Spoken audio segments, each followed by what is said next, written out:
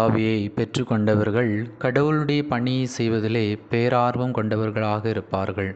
கிறிஸ்து இயேசுவில் அன்புமிக்க சகோதர சகோதரிகளே, இன்று நாம் தாயம் திருவையோடு இணைந்து பொது காலத்தின் 22ஆம் வாரத்திலே லூக்கா நற்செய்தி 4ஆம் அதிகாரம் 16 முதல் 30 வரை உள்ள அந்த இறை வார்த்தையிலே ஆண்டவர் இயேசு கிறிஸ்து எசாயாவின் சுருளேட்டை எடுத்து படிக்கிறார்.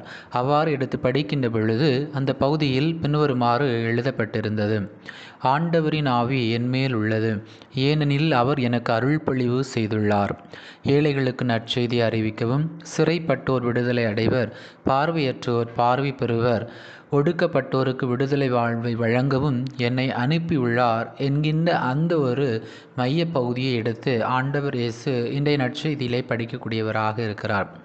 இந்த இறை வார்த்தை நமக்கு சுட்டிக்காட்டக்கூடிய ஒரு மைய சிந்தனை, தூய ஆவிக்கேற்ப வாழ்பவருடைய வாழ்வு இந்த 4 முக்கிய பணிகளை செய்ய அழைக்கப்படுகிறார்கள். முக்கியமாக முதலாவதாக ஏழைகளுக்கு நற்செய்தியை அறிவிக்க வேண்டும். நாம் எல்லாருமே திருமுழுக்கின் வழியாக, முதல் திருவிருந்து வழியாக, உறுதி பூசுதல் வழியாக ஆண்டவர் கடவுளிடமிருந்து தூய ஆவியை பெற்றிருக்கின்றோம். அவ்வாறு நாம் பெற்றுக்கொண்ட அந்த தூய ஆவிக்கு ஏற்ப நம்முடைய வாழ்ந்து கொண்டிருக்கிறோமா என்று நாம் ஒவ்வொருவரும் இன்றைக்கு சிந்தித்து பார்க்க அழைக்கப்படுகின்றோம். பழைய ஏற்பாட்டிலே எலியா இறைவாக்கினர் கடவுளின் தூய ஆவியை பெற்றுக்கொண்ட அவரால் மக்களுக்கு இறை வார்த்தை எடுத்துரைக்கவும், இறை வார்த்தைக்கு ஏற்ப தன்னுடைய வாழ்வை அமைக்காமலும் அவரால் இருக்க முடியவில்லை. எனவே தான் எலியா இறைவாக்கினர் கூறுவார், நான் படைகளின் கடவுளாகிய ஆண்டவர் மீது பேரார்வம் கொண்டவனாய் இருந்து வருகிறேன் என்று சொல்கிறார். அதே போலத்தான் புதிய ஏற்பாட்டிலே பவுல் தமஸ்கு நோக்கி பயணம் செய்யக்கூடிய அந்த வேளையிலே கடவுளுடைய மக்களை அவர் துன்புறுத்தக்கூடியவராக இருந்தார். அங்கே தூய ஆவியினால் ஆட்கொள்ளப்பட்டு எந்த கிறிஸ்தவ மக்களை அவர் துன்புறுத்தினாரோ அதே கிறிஸ்தவ மக்களுக்கு நற்செய்தியை அறிவிக்கக்கூடியவராக இருக்கிறார். குறிப்பாக இந்திய நற்செய்தியில் வரக்கூடிய அந்த 4 பணியும் முக்கியமாக அவர் செய்யக்கூடியவராக இருக்கிறார். ஏழைகளுக்கு அவர் நற்செய்தியை அறிவித்தார். அவ்வாறு அவர் ஏழைகளுக்கு நற்செய்தி அறிவிக்கப்பட்டதால் பல முறை அவர் சிறைசாலை சென்றார்.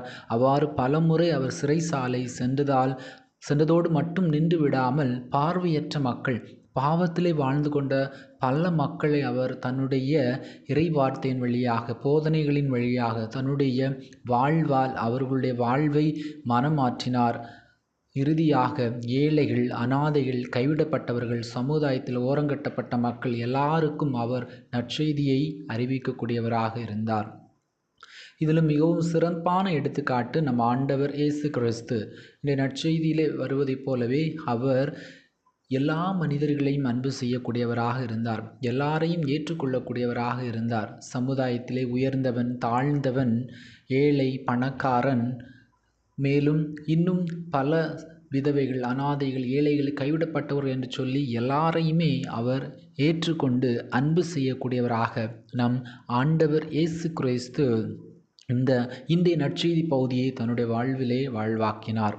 ஆம், கிறிஸ்து இயேசுவில் அன்புமிக்க சகோதர சகோதரிகளே, தூய ஆவியை பெற்றுக்கொண்ட நாம் ஒவ்வொருவருமே இந்த 4 முக்கிய பணிகளை நம்முடைய அன்றாட வாழ்க்கையிலும் வாழ்வாக்க நாம் ஒவ்வொருவருமே அழைக்கப்படுகின்றோம். குறிப்பாக ஏழைகளுக்கு நற்செய்தியை அறிவிப்பது.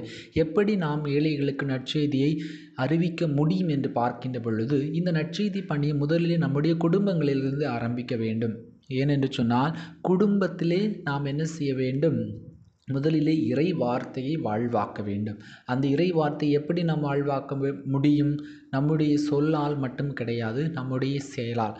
இந்த குடும்பத்தை பார்த்து மற்ற சமயத்தினை சார்ந்தவர்களோ மற்ற மனிதர்களோ இவர் கடவுளுடைய வாழ்வுக்கேற்ப வாழ்ந்து கொண்டிருக்கின்றார், இந்த குடும்பம் இறை வார்த்தைக்கேற்ப வாழ்ந்து கொண்டிருக்கிறது, தூய ஆவியை வாழ்வாக்கி கொண்டிருக்கக்கூடிய குடும்பம் என்று சொல்லி எப்பொழுது உங்களுடைய குடும்பத்தை பார்த்து சொல்கிறார்களோ அப்பொழுதுதான் நீங்கள் தூய ஆவிக்கேற்ப உங்களுடைய வாழ்வை வாழ்ந்து கொண்டிருக்கிறீர்கள்.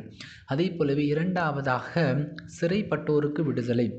நம்முடைய கிராமங்களிலே யாராவது ஒருவர் இன்னொருத்தரை ஏதோ ஒரு பிரச்சனையின் காரணமாக கொலை செய்து விட்டார் என்று சொன்னால் நாம் அந்த குடும்பத்தை ஒதுக்கி வைக்கக்கூடியவர்களாக இருக்கிறோம். அந்த குடும்பத்தில் இருக்கக்கூடிய மற்ற மனிதர்களோடு நாம் பேசுவதோ உரையாடுவதோ கிடையாது.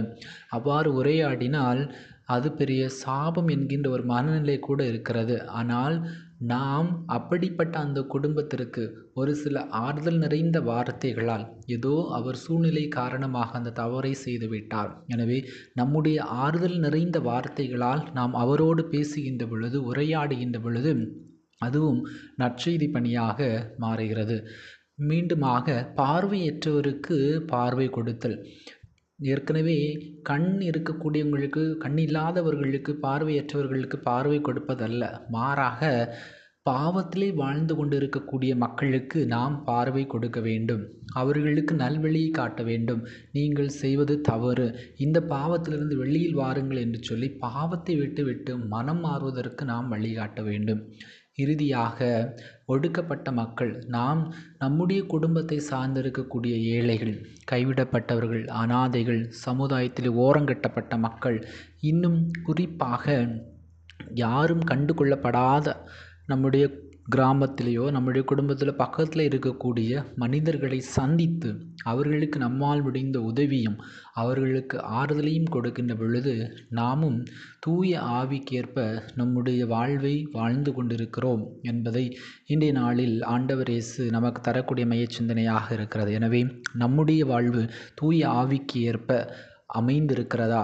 அவ்வாறு இல்லை என்றால் இந்த நாளிலே நம்முடைய வாழ்வை மாற்றி தூய ஆவிக்கேற்ப நம்முடைய வாழ்வை அமைத்து கொள்வோம். அதற்கு தேவையான அருள் வேண்டி நாம் இறைவன் நோக்கி மன்றாடுவோம். எல்லாம் வல்ல இறைவன், தந்தை, மகன், தூய ஆவி உங்களை நிறைவாக ஆசீர்வதிப்பாராக. ஆமீன்.